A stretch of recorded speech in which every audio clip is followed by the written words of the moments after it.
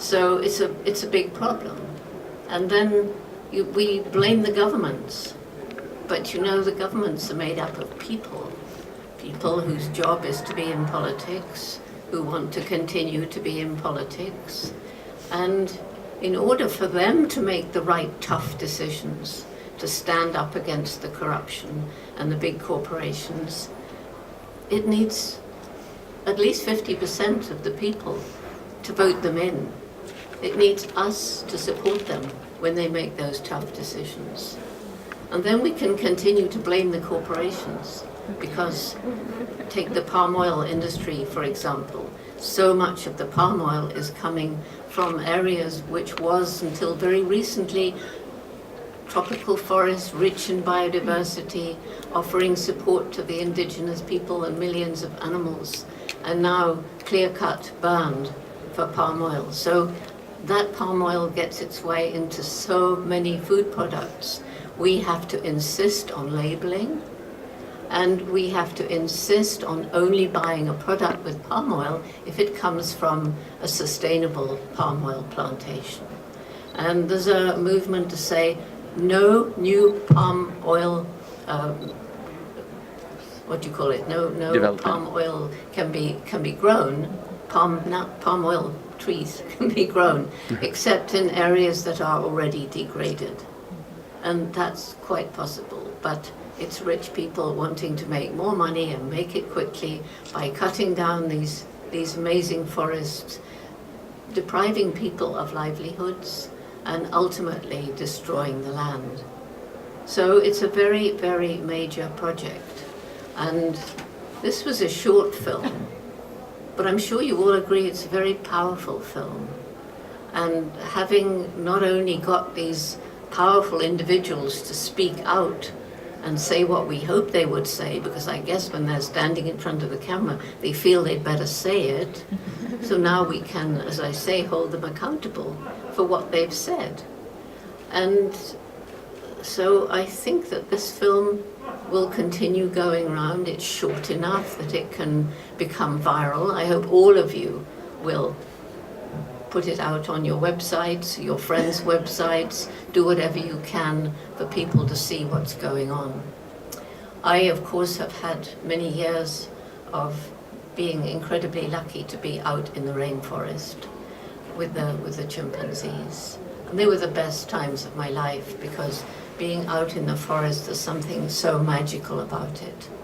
And so it actually hurts me to see these forests destroyed. It's a pain, and I would do anything I can to help slow down, not slow down, to stop the destruction of the forests. And a film like this is helping. Other films are being made. And I think one of the things that's really important today is to point out the solutions, to point out that things can be reversed. And I have the perfect example, because in 1990 I flew over the tiny Gombe National Park, where I've been studying chimpanzees since 1960. I knew there was deforestation outside the park.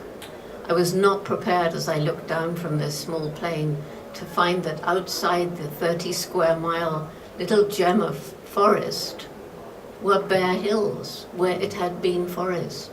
Gombe was part of what we used to call the equatorial forest belt, and it came along the eastern side of Lake Tanganyika, curled round through Rwanda and Burundi and Uganda and to the west coast of Africa, and now fragmented patches, many of them, like Gombe, where whatever's left in the forest is isolated, cut off from other wildlife. So it was when I looked down on these bare hills and realized that there were more people living there than the land could support, too poor to buy food from elsewhere, realized it was clear that the land had lost its fertility from overuse. There was terrible soil erosion, the little streams were getting silted up, and that's when it hit me. There's no way we can even try to save these chimpanzees while people are struggling to survive. And that led to our Jane Goodall Institute program, Tukari, Take Care, And that was improving the lives of the people in a very holistic way. And I was told it wouldn't work because you have to choose, you have to focus. You can't do something that addresses food production and health and education and women's projects. You've got to choose one or the other. But to me it didn't make sense. What's the point of educating a child if they're going to die from lack of hygiene? And this sort of thing. Anyway, with the wonderful George Strundon, we got a small grant from the European Union and began with a team of Tanzanians, not PhDs, not arrogant people marching in and saying, oh, you've messed things up, we're going to make life better for you, but a team of local people, knowledgeable because they'd been part of NGOs in agriculture, forestry, and so on. And they went into the villages, 12 villages around Gombe, and listened to what the people wanted. They wanted more food. They wanted better health facilities and better education for their children. So that's exactly where we started, and that meant restoring fertility to the overused farmland without chemicals. We didn't have money for chemicals, we didn't ask for chemicals, we didn't want chemicals, but natural methods. Anyhow, I won't go into this, but it all began to work, and eventually the people began to trust us. We introduced projects for women, microcredit. We introduced family planning. Did any of you see what the bishop said this morning? The Catholic bishop said that the Pope believes that one of the important measures we can take to mitigate climate change is family planning. That's pretty amazing. In fact, I think Pope Francis is one of our great reasons for hope.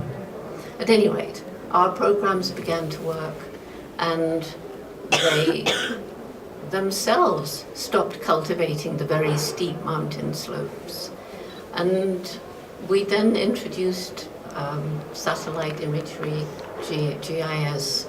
We worked with Esri, Goodall, Digital Globe, and now NASA, get high-resolution maps. The villagers could look at these maps. They worked out their land use management plans. They put aside land around the tiny Gombe National Park for conservation. 10 years after we began that program, the chimpanzees had 3 times more forest than before. There are no bare hills anymore. You can fly over and it's all green because they're planting trees and because there's a magic in the seeds, so that where they are in the soil, if soil hasn't been totally destroyed, they germinate. And there are roots under the ground, and in some trees that germinates too. We protect forests in the south, and there are now corridors linking Gombe with other chimp remnant populations. And last year, the first 2 females from outside moved in, which is a big hoax. We've only got 100 chimps, and that's not enough genetic diversity. So anyway, the point was, this program worked. So we've replicated in 5 other African countries. We're ready to scale up. This is something that works. And all the people are now our partners. There are forest monitors going into the forests with tablets from Google Earth, and they're recording wherever they find a tree cut down illegally or a trap or something like that. And all that information goes up to the Global Forest Watch platform, and it's available to everyone. So if people give you money to protect the forest, you can prove to them that the forest is being protected. And so that's, these are the things we need to give people hope, that although we've made a horrible mess, life can come back. It won't be ever quite the same, but it can come back. And so we have to go on fighting. So thank you, Jeff, for making that film. And thank you, Jane, for being an